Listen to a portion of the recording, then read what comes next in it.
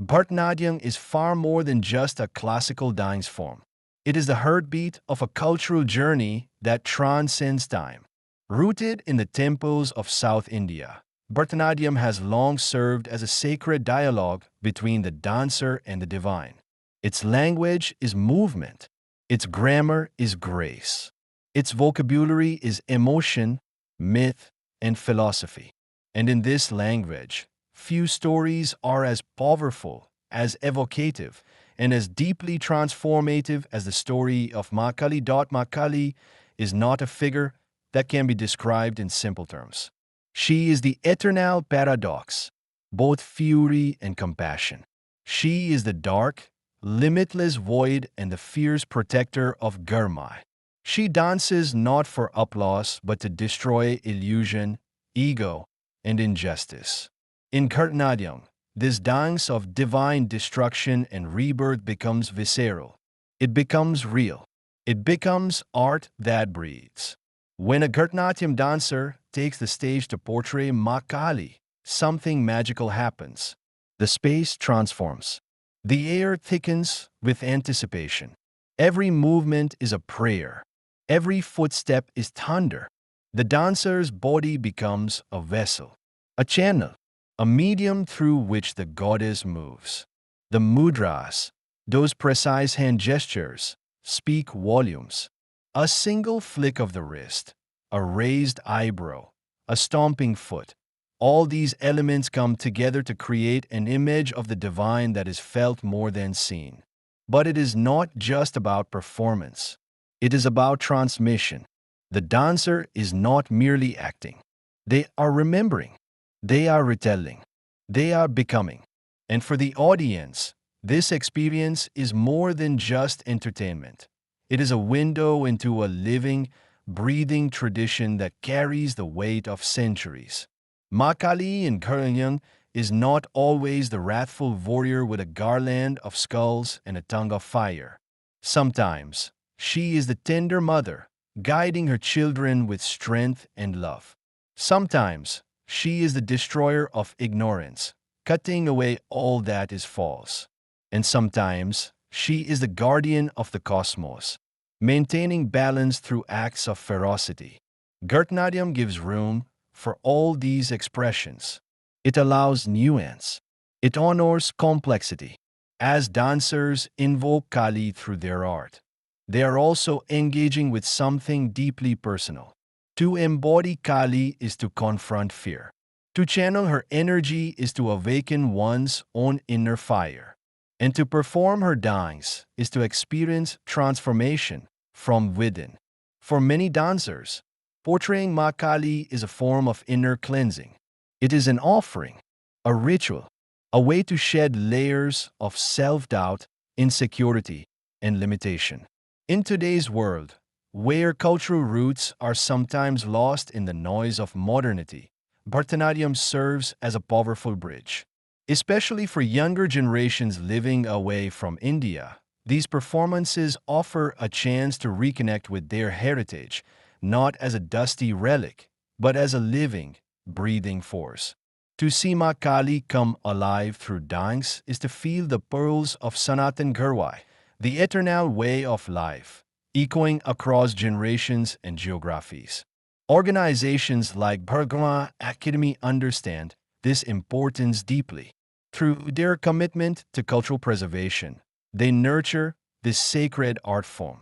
They create spaces where children and adults alike can learn, appreciate, and perform classical Indian dance.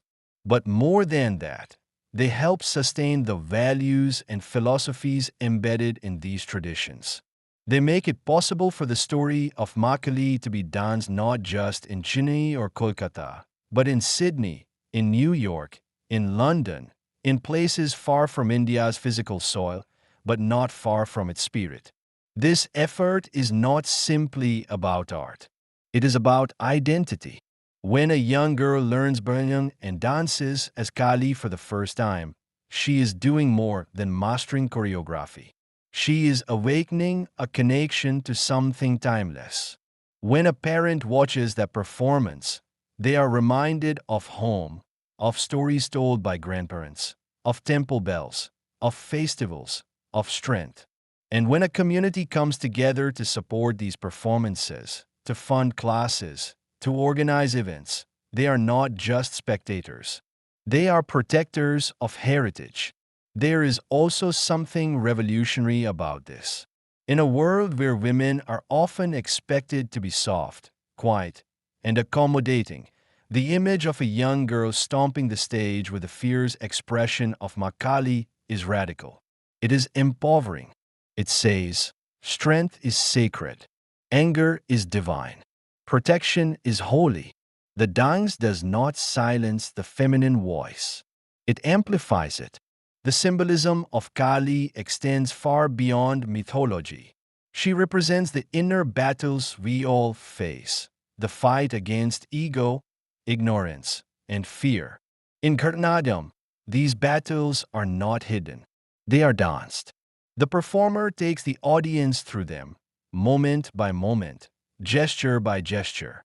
As the mridangam beats, as the natunner calls out rhythm patterns, as the anklets jingle with each footfall, something ancient unfolds in the present moment. The beauty of Bharatanatyam lies in its structure. It is disciplined. It requires years of training. Yet within that structure is the freedom to express the most intense emotions: rage, sorrow, ecstasy, surrender. And it is this intensity that aligns so perfectly with Kali. She is not subtle. She is not diluted. And neither is the dance. Audiences watching a Bharatanatyam depiction of Kali often find themselves mesmerized. They may not understand every gesture, every mudra, every rhythmic pattern, but they feel it. The emotion is universal. The power is palpable. And that is the mark of a truly great performance. It moves beyond words and enters the realm of experience. Cultural preservation is not about keeping things frozen in time. It is about keeping them alive, relevant, dynamic. Bharatanatyam does that beautifully.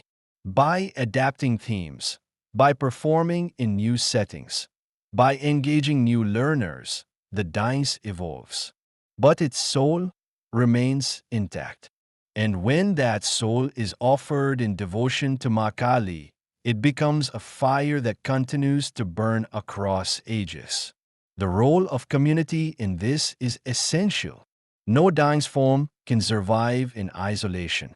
It needs teachers, students, spaces to rehearse, stages to perform, audiences to witness, and patrons to support.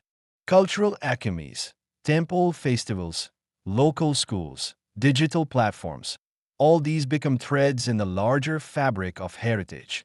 Together, they ensure that the dance of Kali is not just remembered, but lived. As we move forward in a globalized world, these cultural practices become even more valuable. They ground us. They remind us of who we are. They offer meaning in times of chaos. And they provide a language, nonverbal, powerful, sacred, through which we can speak to the divine. So, the next time you see a Bharatanatyam performance where a dancer channels the energy of Maa Kali, know that you are not just watching a show. You are witnessing a sacred moment, a tradition unfolding, a goddess remembered, a dancer transformed.